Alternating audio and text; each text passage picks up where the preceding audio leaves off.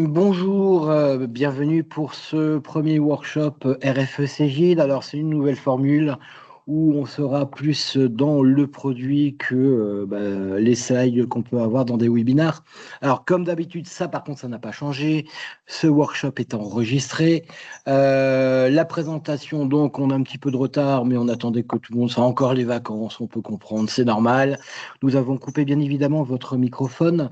Vous avez le chat, justement, si vous avez des questions, n'hésitez pas et on gardera toujours un petit peu de temps à la fin pour répondre à vos différentes questions. Alors, au niveau donc du programme, donc ce qu'on va retrouver directement, hop, allez, on va y aller.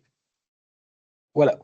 Donc, petite présentation rapide, vous connaissez Extrémité, mais on va aller assez rapidement. Donc, nous sommes dans notre 26e année, 30 collaborateurs, plus de 600 clients, principalement dans les Hauts-de-France, tout secteur d'activité.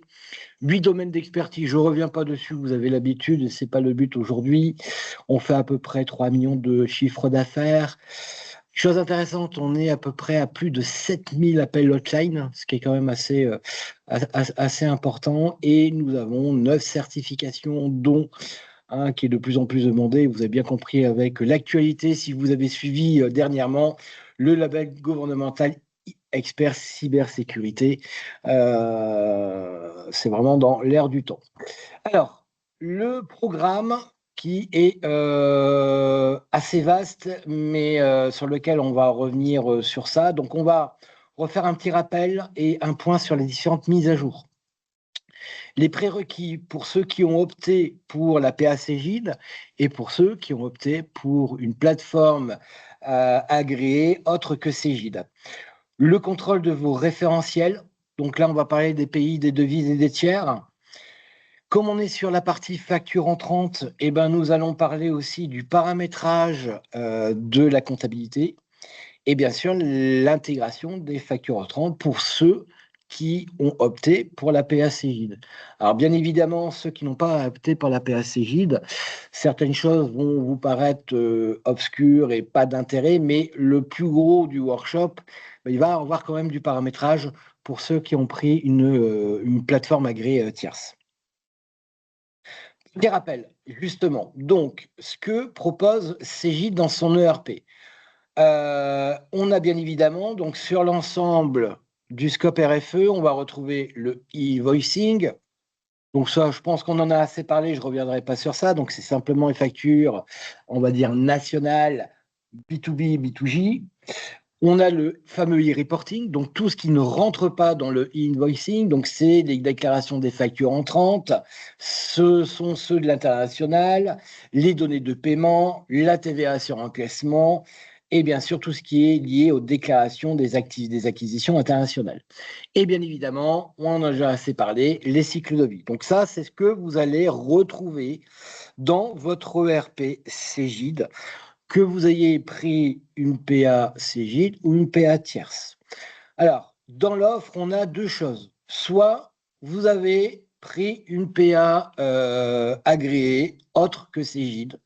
Dans ces cas-là, vous avez et vous devez prendre une offre qui s'appelle l'OD eConnect. Donc, c'est l'opérateur de dématérialisation.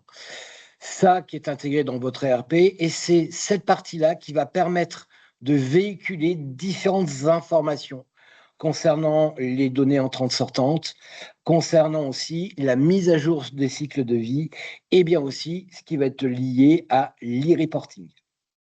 Si vous avez opté pour la PA Cégide, là, vous allez retrouver l'offre complète qui va vous permettre de réceptionner vos factures via l'APA, d'envoyer vos factures via l'APA et de mettre à jour les différents éléments, que ça soit au niveau du cycle de vie, de l'e-reporting, etc.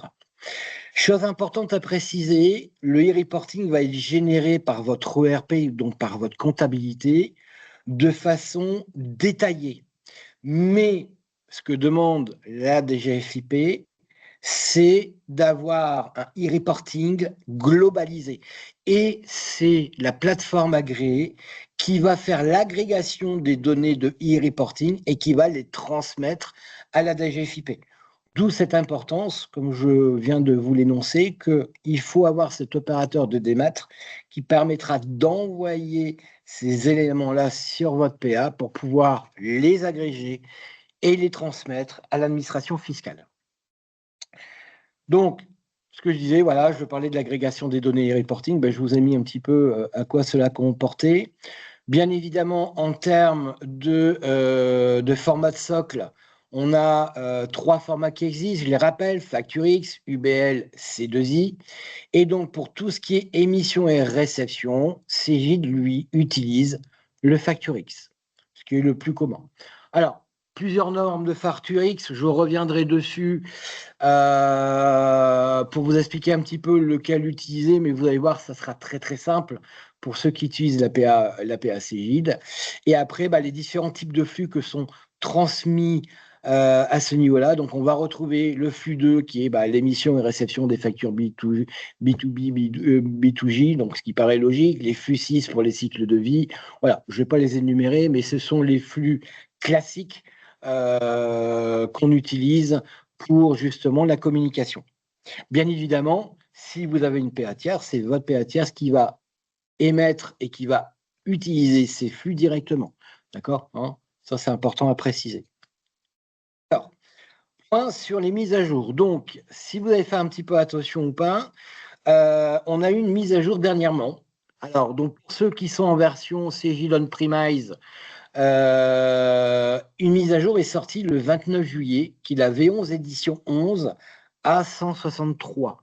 Elle est sortie le 29 juillet. Elle est importante à installer parce qu'on va retrouver des fonctionnalités toujours pour la réforme de la facture électronique, aussi bien pour ceux qui prennent une PA tierce qu'une plateforme agréée Cegid, parce qu'on va retrouver certains paramétrages. Une nouvelle mise à jour va sortir, sort cette semaine, et la V12. Cette mise à jour aussi, elle a une importance. Alors là, elle a une importance toujours pour la réception de factures, mais surtout pour l'émission de factures, parce qu'on va retrouver au moins 2 points qui sont importants. C'est un, les factures au format PDF FactureX, parce qu'aujourd'hui, on ne peut toujours pas les générer, et c'est dans la V12 qu'on pourra les générer. Et vous allez retrouver aussi les cycles de vie de facture. Là, comme je vous l'ai indiqué, ça concerne aussi bien la partie PA Cegid que la partie PA tierce. Et une dernière mise à jour sortira, alors, je ne sais pas la V12 édition combien, je n'ai pas encore l'info, mais qui sortira théoriquement début octobre 2026. Et celle-là a pour but de mettre en place le e-reporting. Alors vous allez me dire, c'est bien tard, oui et non. Pour la simple et bonne raison qu'au niveau du e-reporting, la DGFiP vous demande de les envoyer. Alors attention, tout le monde n'est pas contraint de les envoyer, parce que je répète que le e-reporting pour les petites structures ou les PME comme nous, à taille humaine, c'est pour septembre 2027. Pour les autres, les grosses structures, bien sûr, c'est septembre 2026, mais la DGFiP ne traitera pas les 3 premiers mois de e-reporting. On conseillera de les envoyer, ce qui permettra de faire des tests, mais ne va pas les analyser. L'analyse se fera à partir de janvier 2027. D'où un petit peu le fait de dire, ben oui, mais ça sort tard, ce n'est pas grave, vu que ça ne sera pas traité par l'organisme fiscal. Mais c'est pour ça qu'elle sort en octobre, parce qu'il reste encore quelques éléments à mettre en place. Mais sur la version d'octobre, on aura donc là tous les éléments, donc aussi bien permettant de réceptionner, d'envoyer et de générer le reporting. Et je précise que le reporting, en fonction de votre modèle d'imposition, on est sur par décade, donc tous les 10 jours, avec aussi une mensuelle. Alors, prérequis pour la PA Cegid, alors j'ai mis la PA Cegid, mais j'aurais mis aussi la PA tierce, parce que vous allez voir que vous avez certains prérequis qui vont être destinés donc aux deux. Alors, ceux qui ont opté pour la PA Cegid, bien évidemment, ça veut dire qu'ils ont souscrit à l'offre de dématérialisation PA. Ça, je pense que ça a déjà été fait. Si ça n'a pas encore été fait, je vous invite à le faire.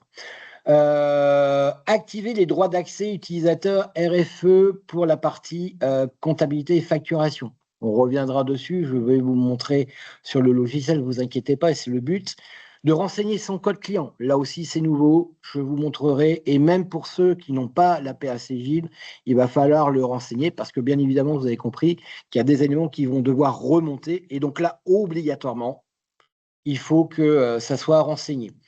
Vérifier son parc, donc là, c'est vérifier que vous avez bien opté. Alors, petite nouveauté, la PACGID a changé.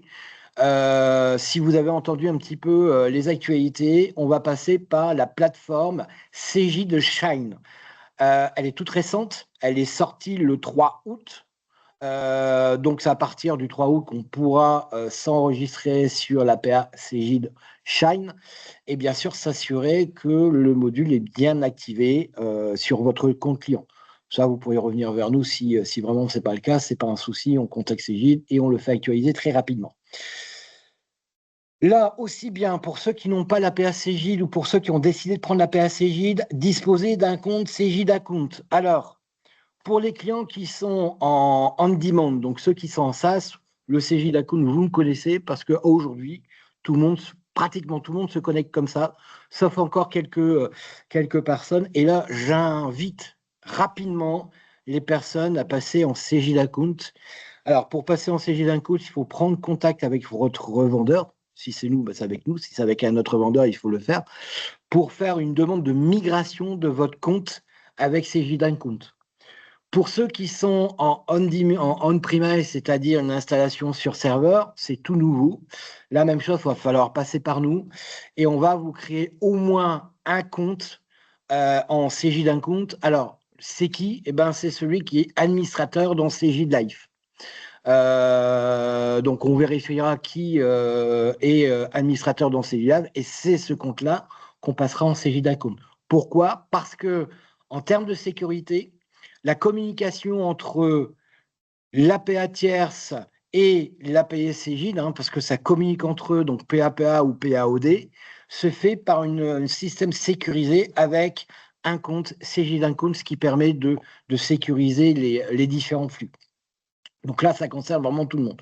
Le point 6, je l'ai laissé, mais j'aurais pu l'enlever. Pourquoi? Parce que CGID a lancé un PA test très tardivement. Sincèrement, ça n'a aucun intérêt parce qu'on n'aura pas le temps de le faire. Même nous, on a eu la faute très tardivement, donc on l'a permis de fort.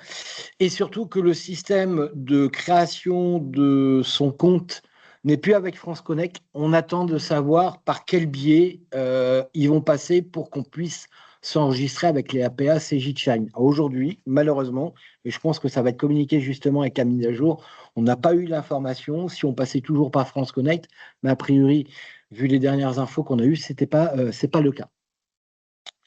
Vérifier la conformité des données établissement, on va le voir ensemble. Veiller à définir, alors ça très important parce que je pense que vous êtes harcelé par vos fournisseurs, enfin par les gros fournisseurs, où on vous demande votre type d'adressage, votre adresse de facturation, etc. Enfin, il y a eu plusieurs termes. Donc, je reviendrai sur ça, mais ce qu'on vous demande et ce qu'il faut uniquement communiquer, c'est votre type d'adressage. Je le répète, il n'y en a que 4. Sirène, sirène, sirette, sirène, sirette suffixe, sirène, sirette, que de routage.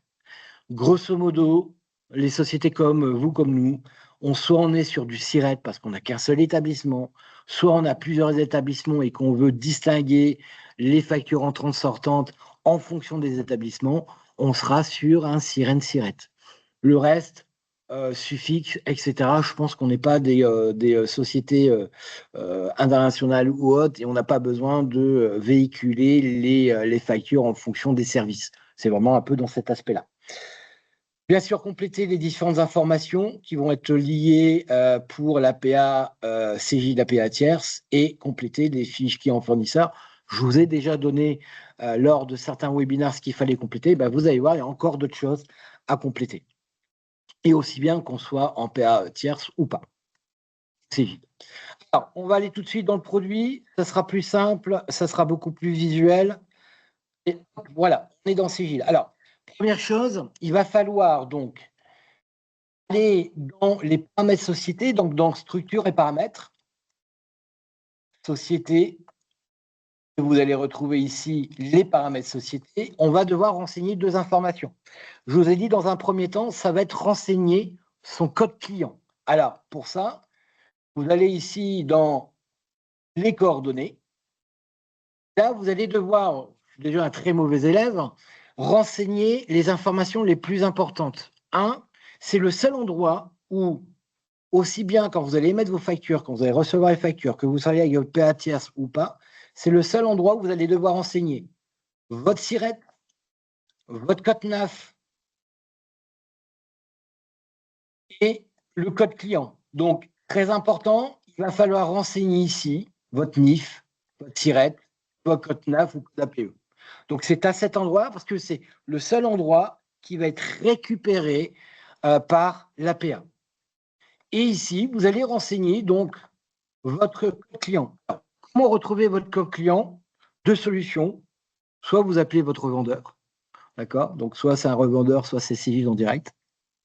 Ou si vous avez l'habitude de vous connecter sur Cegid Life, ben, si je bascule sur Cegid Life, avec votre compte administrateur, principalement c'est administrateur, vous avez ici solution. Et dans informatique, alors là, vous allez retrouver celui d'extrémité, mais vous allez retrouver bien sûr votre parc à vous et vous allez retrouver votre numéro de client. Bien évidemment, il faut qu'il s'affiche. Donc en fait, si je vais rechercher, voilà, vous allez retrouver ici un numéro de client.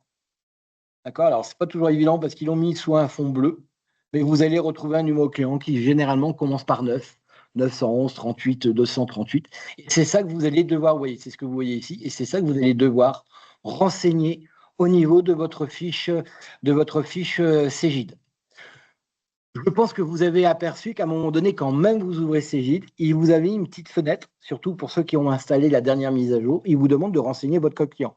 Justement, une fois que c'est renseigné, ça permet justement d'alimenter la fiche société. Voilà. Donc, vous le renseignez ici. Une fois que vous avez fait ça, vous avez déjà renseigné une bonne partie, il va falloir aussi renseigner la partie TVA. Donc ici, dans TVA, et donc indiquer quel est votre régime fiscal. D'accord? Alors, en termes de date, vous mettez 1er septembre 2026, ça n'a pas d'importance, ce n'est pas à partir de quelle date vous êtes dans ce régime. Vous mettez 1er septembre 2026 et vous allez renseigner ici votre régime fiscal. Dès l'instant que vous avez mis ça en place, hop, on va valider la fiche et on a déjà fait le premier renseignement. Ensuite, alors oui, chose très importante, j'oublie toujours, mais c'est quelque chose qui est important.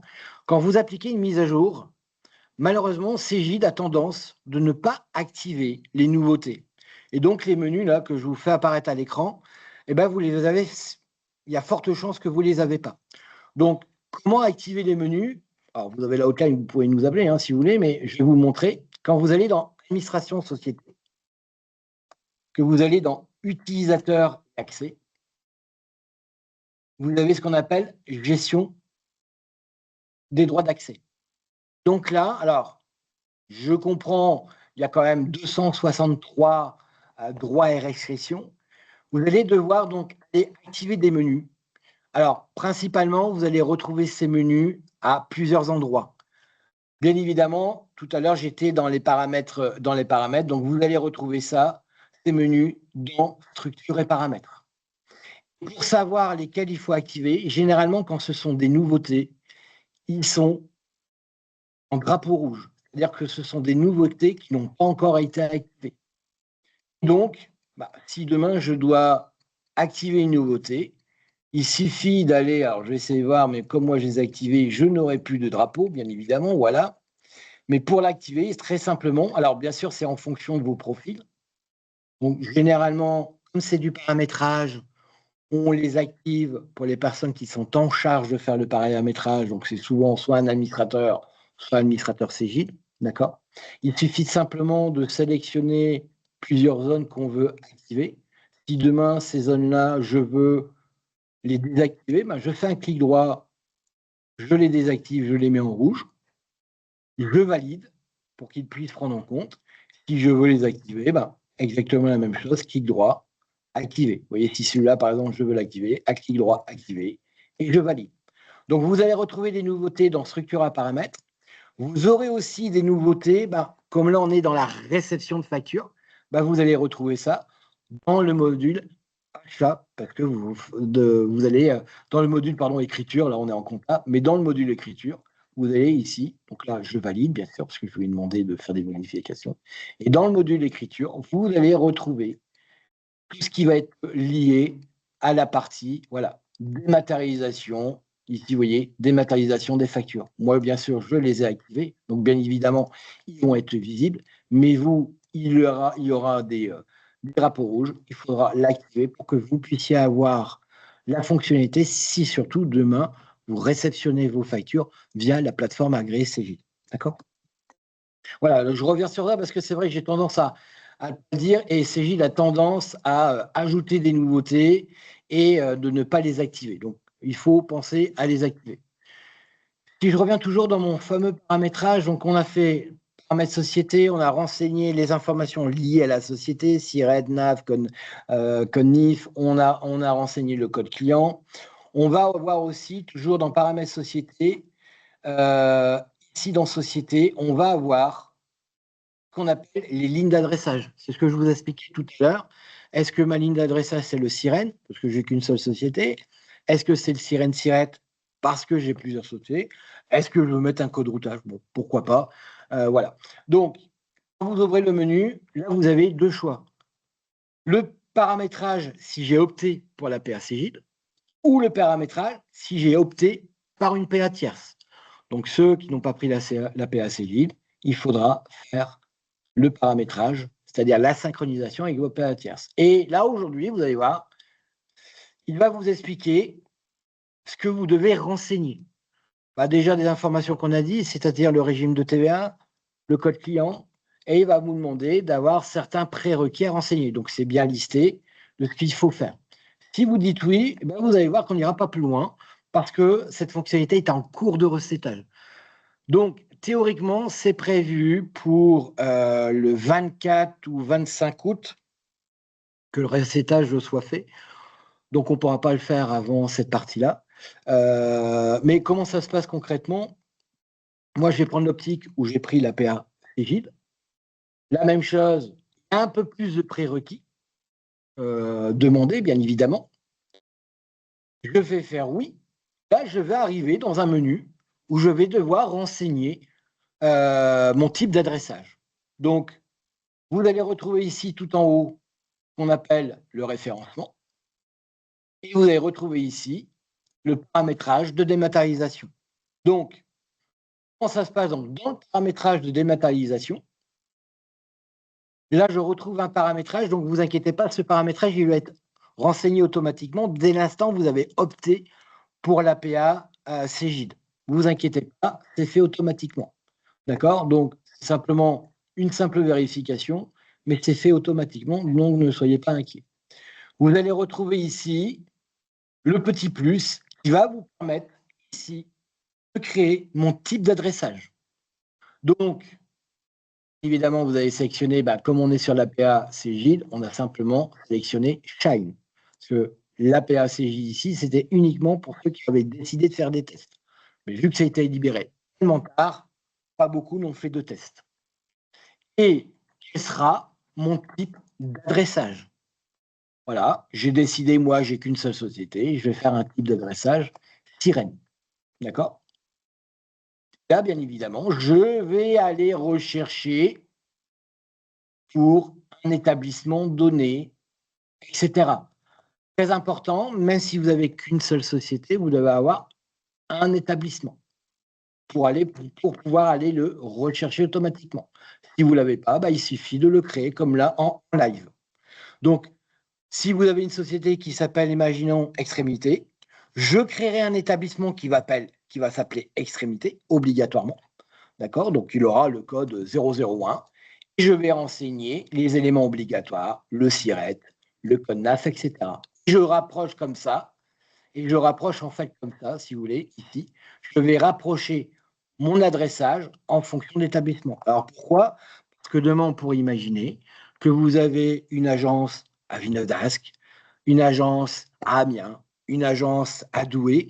Et si vous souhaitez que chaque agence soit libre dans la réception ou dans l'envoi, eh ben vous devez créer autant d'établissements sur lesquels vous allez lui dire, ben voilà, moi, cet établissement, je serai là par contre en direct, je le rattache à un établissement et je vais lui indiquer son rôle. Ben oui, je peux imaginer que par exemple, les factures entrantes, c'est que le siège qui les reçoit, donc extrémité Villeneuve d'Ascq. Par contre, moi, quand je voudrais envoyer mes factures, je veux que les envois se fassent par établissement. Et donc là, chaque établissement sera habilité à faire les envois. Et c'est pour ça que dans le rôle, vous allez retrouver entrante, sortante ou mixte. Si vous n'avez qu'un seul établissement, vous avez bien compris, vous allez créer votre établissement extrémité Villeneuve d'Ascq et je serai en type d'adressage sirène et je mettrai du mixte parce que je vais faire aussi bien l'un comme l'autre. Même si demain, vous ne faites pas des sortantes, vous pouvez le mettre en mixte, vous êtes tranquille. Et ça, je vous invite aussi à le faire au niveau de votre PA tierce parce on remonte les informations liées à l'établissement au niveau de la PA tierce. Ça, c'est très important. D'accord? Donc, pour ceux qui ont sélectionné, par exemple, certains avec nous qui travaillent avec l'APA de Qualient, on va remonter cet établissement-là, obligatoire, ou les établissements. Ceux qui ont opté pour d'autres PA, parce qu'il y en a plein sur le marché, ça sera à vous de bien remonter les informations. D'accord? Donc, bien évidemment, si vous optez pour le pilotage de la PA Cégide, il vous est bien expliqué qu'ici, qu'il faut surtout avoir acquérir le module PA Cégide Shine, sinon ça ne marchera pas, bien évidemment. Et pour ceux qui sont ici en PA tierce, pouvoir acheter le module opérateur de démat, donc opérateur de dématérialisation. Sinon, il ne peut pas avoir de communication. D'accord ? Bien évidemment, si vous ne vous sentez pas à l'aise, on peut vous accompagner à mettre en place toute cette partie-là. Ce n'est pas un souci en soi. On est là aussi pour ça.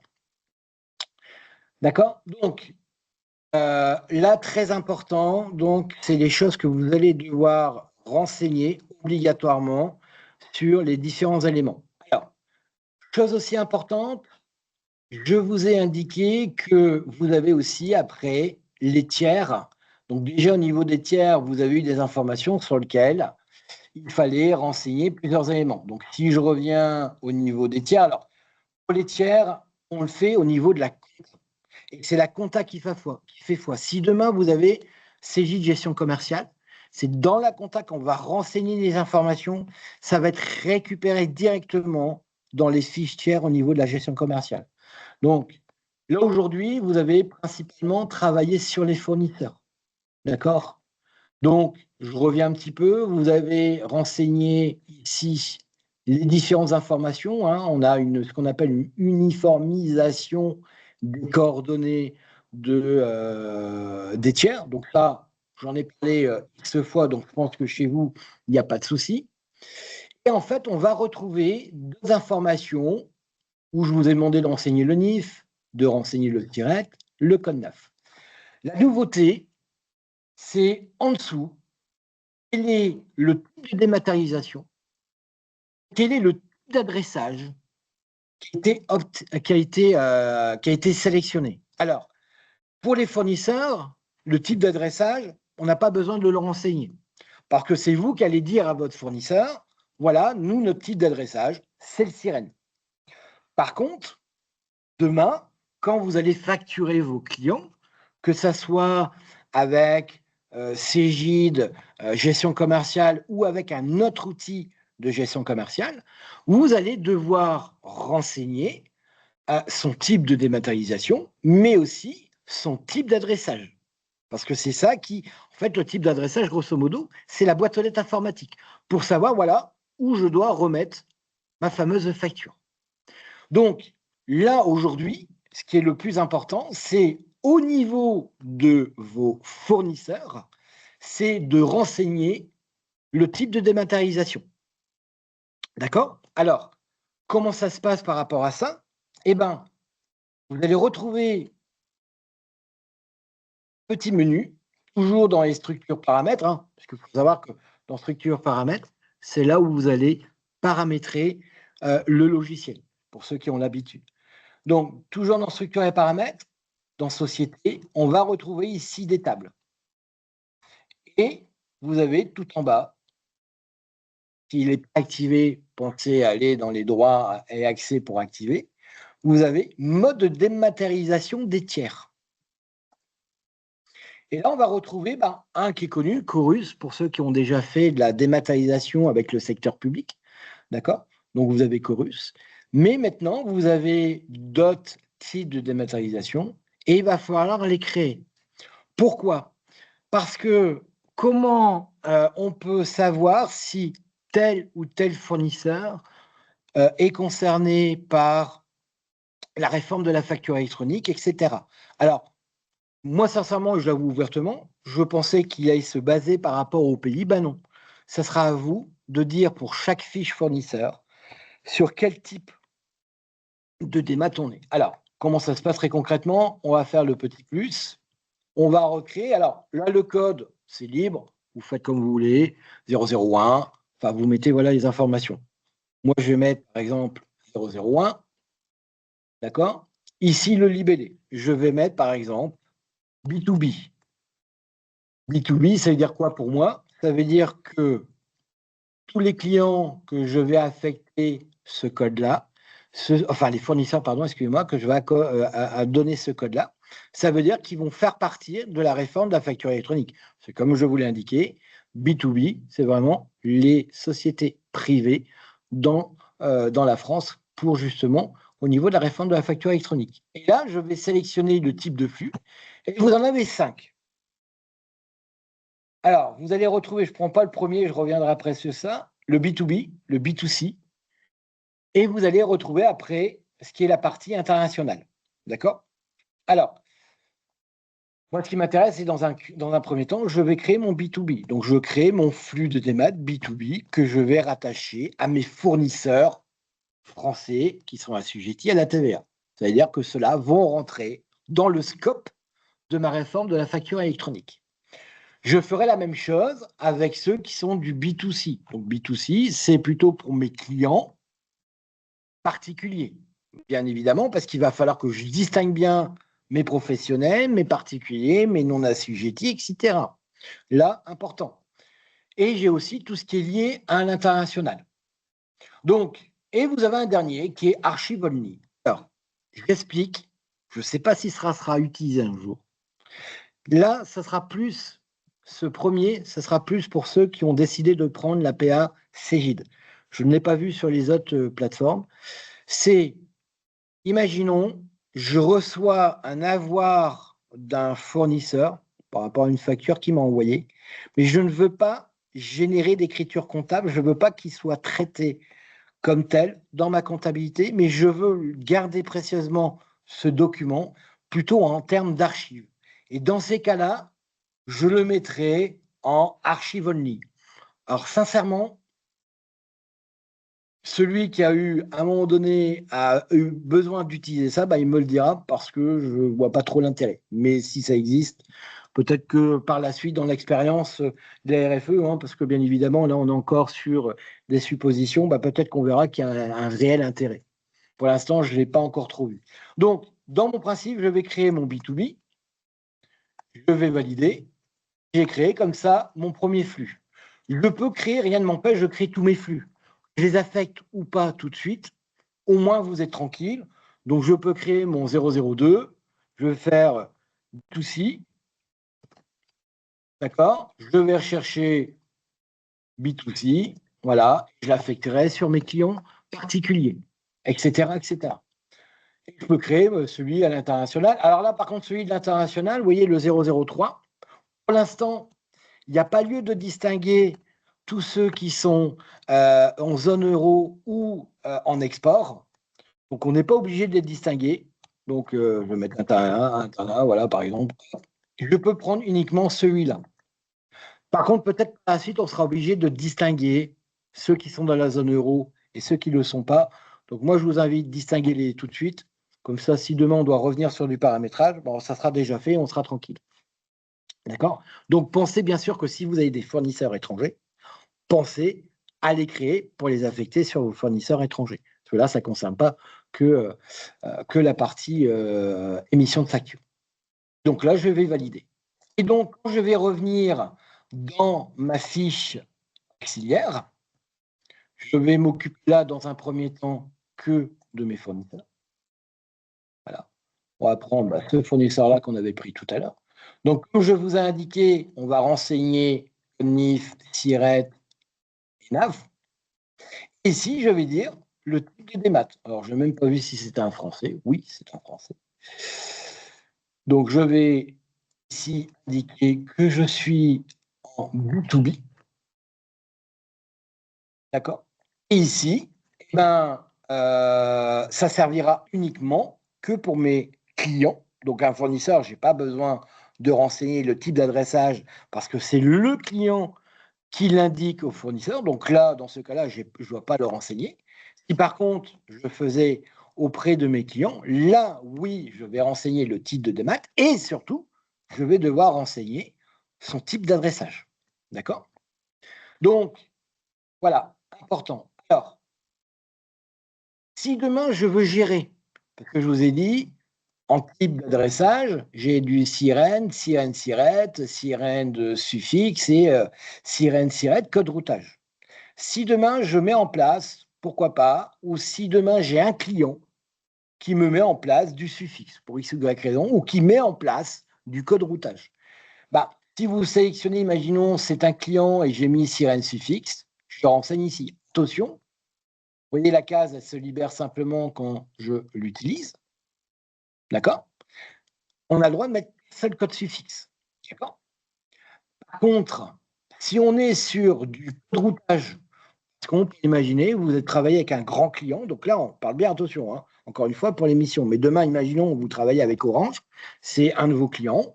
Eux, ils ont peut-être mis en place des codes routage parce que leur facture informatique, ils veulent que ça arrive au service, au code routage info, les factures liées à l'exploitation, bah, tel code routage, etc. Et dans ces cas-là, bah, quand vous allez sélectionner code routage, tout en haut, vous allez devoir indiquer ici mes différents codes de routage. Et là, bien évidemment, vous voyez ici, il vous dit, voilà, attention, avant de le faire, il faut renseigner les informations directes.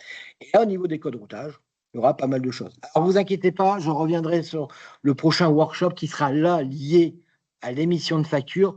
Donc, il y a un prochain qui est prévu. Je voulais vous en parler très rapidement pour pas que vous vous trompez à renseigner un type d'adressage sur des fournisseurs. Ça n'a aucun intérêt. C'est toujours le client qui va dire dans quel type d'adressage je le fais. D'accord? Mais je reviendrai sur ça, vous inquiétez pas. Donc là, pour vos fournisseurs, il n'y a aucun type d'adressage. Je vais simplement indiquer le mode de démat. Donc si c'est l'international, ben, je mets l'international. Si c'est du B2B, je mets du B2B. D'accord? Ça, très important. Et ça, il va falloir renseigner sur toutes vos fiches. Et donc, vous voyez, là, ici, il vous demande obligatoirement vos informations. Il va falloir le renseigner sur l'ensemble de vos sites. D'accord? Très important. Alors, important aussi, si demain je choisis sirène ou etc., ça j'expliquerai, il y aura une procédure à bien respecter. Allez, hop, on enlève. Donc, ça, voilà, important par rapport à ça. Je reviens un petit peu sur, on va repasser, il nous reste un petit temps, c'est super. Donc, si je reviens sur la partie paramétrage, on a pratiquement fini le paramétrage. Maintenant, ce qu'il va falloir faire, c'est quelques vérifications. Donc, si je reviens sur mon... Hop, on va quitter ça, on va remettre, on va enlever ça. Voilà, s'il veut bien. OK. On va revenir sur un peu le scope. Donc là, il va falloir vérifier quelques petites informations obligatoirement. On va enlever Cégide. Voilà. Et on va regarder ce qu'il faut. Alors, vous avez rajouté ici, donc, on a vu la démonstration. Ça, c'est bon. Alors, donc, Les devises, la même chose, si vous êtes confronté à des fournisseurs et vous gérez du multi-devises, il va falloir vérifier, donc au niveau des devises, si vous avez bien renseigné ce qu'on appelle le code ISO. Donc là, si vous faites déjà des virements, etc., je ne me fais pas de soucis, je pense que vous l'avez fait. On va le voir dans le logiciel, mais je pense que vous l'avez fait. Par contre, vous allez avoir un petit message d'erreur et je vais vous le montrer tout à l'heure parce que la devise franc, malgré les mises à jour, elle est toujours présente. Donc, il va falloir qu'on l'élimine, sinon ça va nous embêter un petit peu. Il va falloir aussi vérifier les codes pays. Et la même chose aussi. Donc, 3 choses à vérifier. 1, on a bien fait la distinction des pays qui sont membres de l'UE. Ça, très important. Vérifier que le code INSEE et vérifier que la structure du code NIF est bien renseignée pour chaque pays. Ça, sinon, ça va être un élément qui va être bloquant. Ce qu'il faut savoir aussi, c'est que quand vous utilisez une PA tierce, on va remonter des informations, dont le code NIF, qui est vraiment l'identifiant pour la partie européenne. Et ça, que vous utilisez la PA de Cadient pour ceux qui ont décidé de travailler Cadient ou avec une autre PA, en principe, il doit faire remonter au moins le code NIF et avoir une vérification par rapport à ça. Mais tous ces éléments remontent de votre compta, de votre gestion commerciale. À moins que sur votre PA, vous avez la main et vous les avez renseignés manuellement, ça c'est autre chose. Mais ceux qui ont pris la PA canadienne, je vous rassure, tous ces éléments-là vont remonter nativement dans votre plateforme agréée. Et autre chose, je l'ai remis quand même, et je vous l'ai montré il y a à l'instant, c'est contrôle des tiers avec, pour les fichiers, on voit un autre paragraphe, mais ça on verra dans le prochain workshop, mais surtout de bien mettre en place les modes de dématérialisation, et je vous ai remis le chemin pour accéder à ce manuel. Et là, oui, je vous dis bien que pour tout ce qui est B2I et tout ce qui est B2I sont affectés au même flux PDP BMIN. Voilà, pour l'instant, c'est comme ça et on met au même flux. D'accord? Après, on va voir aussi la partie comptabilisation, parce que là, on aura fait on a mis le paramétrage, donc on vient de le faire à l'instant. Des vérifications à apporter, je vais vous montrer, on va aller très vite, ça va aller très vite, vous allez voir les vérifications. Et après, il va y avoir un petit paramétrage aussi au niveau de la comptabilité. Pourquoi? Parce que pour ceux qui ont opté pour la PACJ, vous allez réceptionner la facture, mais bien évidemment, le but, c'est que l'écriture comptable se fasse très rapidement. Et donc, on va avoir un petit peu de paramétrage à mettre en place. C'est pour ça que je vous ai mis, et je vous remettrai ces choses-là pour que vous ayez toutes les informations. Il va falloir paramétrer, on va dire, la comptabilisation. Vous allez voir, il n'y a rien de compliqué, c'est assez rapide, mais ça permet de dire, voilà, tout est préparé pour que je puisse comptabiliser mes factures, encore une fois, B2B. Tout ce qui est facture autre que du B2B, votre comptabilisation, elle est totalement libre, sauf si vous avez pris une PA tierce pour lequel vous allez réceptionner aussi ceux qui proviennent de la RFE, mais aussi les factures qui proviennent de vos fournisseurs venant de la zone euro, venant de l'export, etc.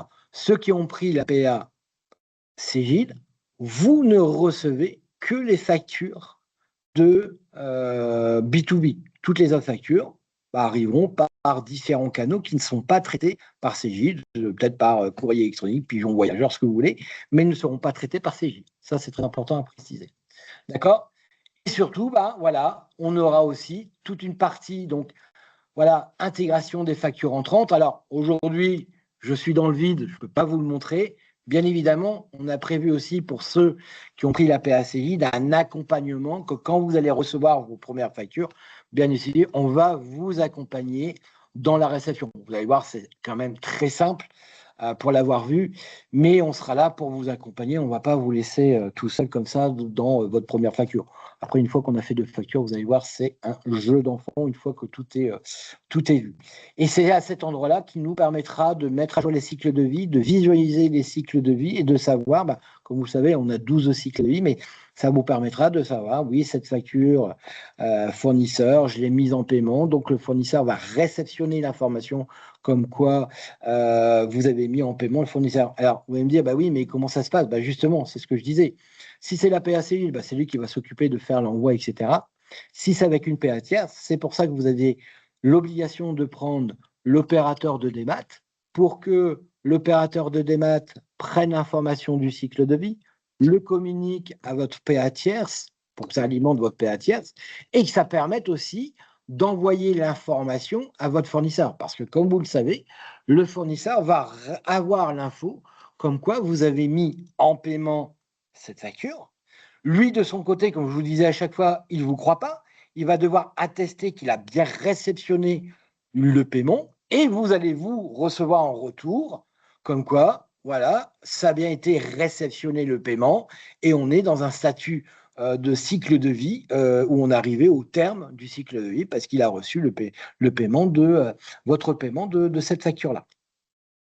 D'accord? Et l'intégration des factures entrantes, bah, bien évidemment, le but, c'est que pas que vous saisissez manuel comme si on faisait une écriture manuelle, mais on aura la possibilité de créer des accélérateurs de saisie et de créer aussi des guides de saisie. Un peu comme les guides de saisie que vous utilisez aujourd'hui dans votre compta, que ce soit des écritures de trésorerie, que ce soit des écritures d'abonnement, etc. Bah, on pourra mettre en place des guides de saisie spécifiques réforme de la facture électronique pour que justement, ils puissent dire, bah voilà, c'est ce type de facture, pof, il fait déjà l'écriture et il n'y aura plus qu'à vérifier et valider. Si je reviens sur le logiciel pour vous montrer, comme ça vous aurez l'information. Donc, si je reviens ici, donc toujours dans structure et paramètres, société, on revient à nouveau dans mes tables, ici, je vais avoir quoi? Je vais avoir mes pays. Et donc, c'est ce que je vous disais, de bien vérifier que pour les différents pays, si je prends par exemple la Belgique, mais que j'ai bien renseigné les zones obligatoires, le code ISO, la structure du NIF, le code INSEE. Ah, vous voyez, là, je ne l'ai pas fait. Eh bien, le code INSEE, on ne l'invente pas. Hein. On a une liste déroulante et on va rechercher. Donc là, si je fais BEL, voilà, je vais retrouver, ben non, c'est BE, vous voyez, c'est Belgique. Je retrouve, je vais simplement à valider. Donc là, il va falloir faire un tour. Alors, un tour de tous les pays, hein, parce que ce n'est pas le but, mais prenez les pays avec qui vous travaillez et vérifiez bien qu'il est bien dans la zone euro, que j'ai bien ressonné le code ISO, le code INSEE et le protocole du CONIF. Dans le même principe, je vais vérifier aussi au niveau de mes devises. Donc ici, dans devises, vous voyez ici, je vais retrouver les fronts. Et là, il me dit, oh là, mon Dieu, c'est une grosse erreur, ça ne va pas, ça ne marche pas. Bien évidemment, ici, il va falloir modifier, d'accord? On va le mettre dans un code, dans un autre code. Voilà, je vais le mettre là. Et moi, ce que je vous conseille, c'est après, c'est une fois que c'est validé, toc, on revient dessus, je supprime les francs. Ça ne sert à rien de le garder, ça n'a aucun intérêt, sauf pour ceux qui ont des regrets du franc. D'accord? Mais là, bien sûr, pour chaque devise que vous utilisez, encore une fois, hein, ça ne sert à rien de se faire plaisir, de modifier des zones qui n'ont pas d'intérêt pour vous. Vous vérifiez bien que ça s'est renseigné. Et dernière petite chose, mais là, même chose, vous n'avez pas grand-chose à compléter parce que ça a été mis à jour dans la version de juillet, ce sont les conditions de règlement. Et donc, dans chaque alors les modes de règlement, pardon, excusez-moi, mode de règlement. Pour chaque mode de règlement, alors déjà, vous voyez comme cette base-là, faites du tri. Ça, vous voyez, on voit que c'est des imports qui ont été faits mal faits. Pensez à supprimer et garder ce qui est important. Mais vous voyez, si je passe par sur carte bancaire, bah, vous voyez ici un petit chiffre. Bah, ça, c'est le code ISO. Donc, c'est un code normalisé que chaque logiciel utilise. Et on sait que ce code-là concerne les cartes bancaires. Ce code-là pour les billets à ordre, pour les chèques, pour les virements. Voilà, virement, c'est le code 20. Donc, il n'y a rien à faire. Simplement, vous vérifiez, c'est bien présent. Ça veut dire que vous êtes dans la bonne mise à jour et que vos modes de règlement ont bien un code ISO. D'accord? Dernière petite chose, bah, voilà, il y a ça à vérifier. Alors, je reviens, vous avez en principe des outils qui permettent de vérifier, je pense que vous l'avez tous vu, mais il y avait des outils qui permettent de vérifier si mes tiers sont bien configurés. Je ne reviens pas sur ça, vous voyez sur le webinaire. Mais si je reviens sur la partie comptabilisation, le petit paramétrage que je vous ai parlé tout à l'heure, bah, je vais aller ici dans l'écriture. Si vous avez activé le menu, vous avez ici traitement, facture, dématérialisé. Et ben, vous allez retrouver quoi ici? Deux menus. Un, mon fameux paramétrage, c'est ce que je vous disais tout à l'heure. Voilà. C'est-à-dire que je vais indiquer dans mon paramétrage différentes informations. Quel est mon journal d'achat par défaut? Le but, c'est qu'il vous propose, bah voilà, si j'ai si j'ai plusieurs journaux d'achat, de nature achat pour mes frais généraux, le but, c'est soit j'en mets pas et je vais devoir le sélectionner à chaque fois, soit je dis, bah voilà, moi, par défaut, c'est ce journal-là. Et donc, si on l'utilise à 90%, bah, il est déjà pré-renseigné, ça me permet d'avoir les infos. Et je vais devoir renseigner les différents éléments. Alors, même chose, vous voyez ici, vous allez retrouver des informations qui vont être liées, par exemple, à des frais. Donc, on peut imaginer que tout ce qui est lié à des frais, je veux que ça soit centralisé dans un seul compte. Par contre, j'ai une comptabilité, donc certaines comptabilités où je veux distinguer, ben voilà, des frais d'emballage, je mets dans tel compte, des frais d'expédition dans tel compte, tout ce qui est remise spécifique dans quel compte, etc. Si je veux détailler mes frais et pas les globaliser dans un seul compte comptable, j'ai la possibilité, mais dans ces cas-là, je dois cocher ici la case comme quoi je vais détailler. Et vous voyez, quand je le décoche, j'ai rien. Et quand je le coche, ici, j'ai la possibilité de détailler mes frais. Alors, vous allez dire, bah, OK, mais je détaille quoi? Bah, si je suis positionné dans les frais, je vais retrouver toute une liste de frais. Voilà, par exemple, mes frais de publicité, hop, je veux les mettre dans tel comptable. Et donc là, je vais aller le rechercher dans mon plan comptable, ce que j'ai, voilà. Si j'ai des frais qui sont liés, je ne sais pas, voilà, concession, bah, je vais mettre d'entrée. Même chose au niveau des remises, d'accord? Donc, si j'ai des remises spécifiques, je veux les mettre dans tel compte. Ça, c'est vraiment si vous avez envie de vraiment dispatcher en fonction de la nature des frais, en fonction de la nature des remises. Si vous ne voulez pas distinguer, dire bah non, moi, voilà, quand c'est les frais, je mets dans le compte, quand c'est les remises, je mets dans tel compte, c'est-à-dire que je globalise. Dans ces cas-là, je décoche la case. Et à partir de là, on est tranquille. D'accord? Donc, vous voyez, même ici, quel est le type de mode de règlement par défaut? Le type de pour les chèques ici, ben voilà, pour les traites, c'est lequel j'utilise. Tout ça, le but, c'est de le renseigner pour qu'il vous le propose nativement lors de la comptabilisation. Une fois que vous avez mis ça en paramétrage, ben quelque part, vous avez pratiquement fini le paramétrage. Donc, je vais valider. Je vais pouvoir aussi concevoir mes modèles de saisie d'écriture, les modèles de saisie. Voilà, ici, masque de saisie. Donc, alors, pas les masques de saisie, pardon, excusez-moi, les guides de saisie. Donc là, dans les guides de saisie, je vais retrouver maintenant trois types. Les guides de saisie liés à mes écritures comptables, liés à mes flux bancaires, et maintenant, je vais retrouver à la facture électronique. Et donc là, on va pouvoir créer des modèles de saisie, ce qui vous permettra de gagner du temps pour la saisie de vos écritures comptables. Et à partir de là, je vous dirais, vous avez fini la mise en place pour être prêt à réceptionner vos factures via votre PA Cégide, parce que je le répète que le système d'écriture ici, donc je vais réceptionner ma facture ici, elles vont arriver ici. Donc on est bien dans la réception, comptabilisation des factures. Donc là, quand elles vont arriver par la PA Cégide, uniquement vos factures franco-françaises et d'entreprise, elles vont arriver ici. Donc là, je ne peux pas vous le montrer malheureusement, mais c'est pour ça qu'on fait cet accompagnement. Vous allez voir, il n'y a rien de compliqué. Et donc, c'est à partir de là, quand je vais sélectionner la facture, je vais visualiser la facture, parce que j'aurai la possibilité de visualiser le PDF, bien évidemment, de dire, je choisis un modèle d'écrit de guide de saisie, parce que je l'ai déjà pré-paramétré, ou je fais moi-même mon écriture comptable, comme si je saisissais une écriture comptable. Et à partir de là, on lance le traitement, et la compta, et l'écriture est dans votre compta. Voilà. Si vous passez par une PA tierce, bien évidemment, ce module-là, vous n'en préoccupez pas, parce que c'est votre PA tierce qui va envoyer l'écriture comptable, soit nativement pour ceux qui ont pris Cadient, soit par un système de fichiers plats que vous allez vous envoyer. D'accord? Ça fait 54 minutes. J'ai présenté ce qu'il fallait dans un premier temps pour la réception des factures, qu'on soit en PA Cegid ou en PA tierce. La prochaine mise à jour, donc elle sort cette semaine, théoriquement, j'espère. Mais bon, vous savez qu'à Cegid, je le dis, c'est pour ça que je prends toujours des pincettes.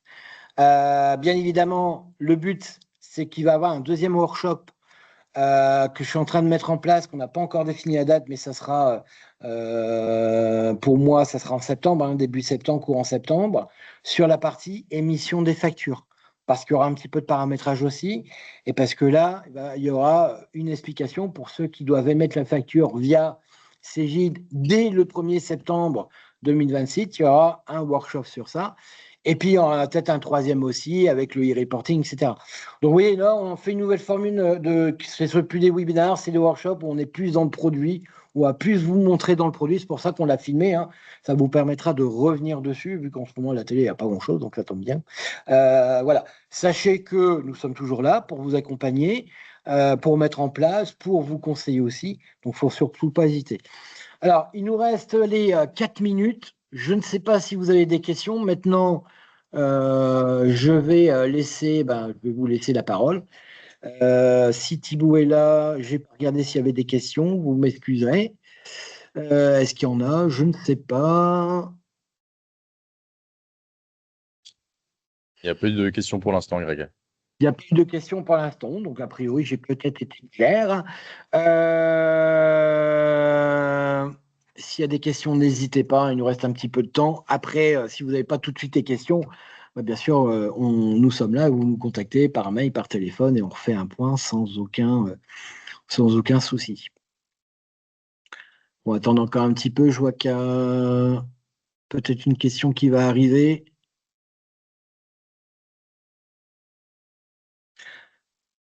Alors, je vais quand même rajouter un petit truc parce que vous allez me dire, mais vous le faites bien tard ce workshop. C'est pas faux, on le fait bien tard. Malheureusement, on a eu la contrainte que vous avez vu que la mise à jour est sortie le 29 juillet. On est sur la période des vacances, donc déjà, c'est pas génial.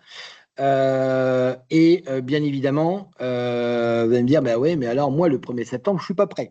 Donc ceux qui doivent faire de la réception, soit ceux qui doivent envoyer, on n'est pas prêt, qu'est-ce qui va se passer, etc. Alors, comme je l'ai déjà dit à certaines personnes que j'ai rencontrées dernièrement, il ne faut pas vous alerter parce que vous avez déjà pris des engagements.